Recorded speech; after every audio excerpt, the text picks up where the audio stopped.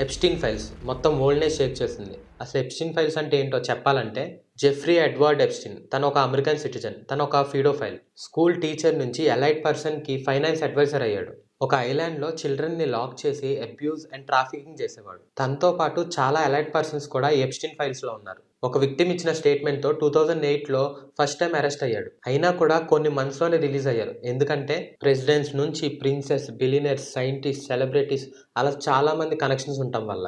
ఆ తర్వాత ఎన్నో ప్రొటెస్ట్స్, ఎంతోమంది విక్టిమ్స్ బయటకు రావడంతో సెకండ్ టైమ్ 2019లో అరెస్ట్ చేశారు. ఈసారి లైఫ్ టైమ్ ఇంప్రిజన్మెంట్ వేశారు. అయినా కూడా సస్పీషియస్‌గా ఒక్క సీసీటీవీ ఫుటేజ్ కూడా లేకుండా 10th ఆగస్ట్ 2019లో ఆత్మహత్య చేసుకున్నారని చెప్పి అన్నారు. అంత జరిగినా కూడా 2025 వరకు US Department of Justice DOJ అనేది ఓన్లీ 3% ఆఫ్ ఫైల్స్ మాత్రమే పబ్లిక్ చేసింది. అరౌండ్ 12,000 ఫైల్స్ వరకు. ఇప్పుడు రీసెంట్‌గా ఎప్స్టీన్ ట్రాన్స్పరెన్సీ యాక్ట్ కింద 3.5 million documents, videos, photos release అయ్యాయి. ఇప్పటికీ 3 మిలియన్ డాక్యుమెంట్స్ ఇంకా రిలీజ్ అవ్వలేదు.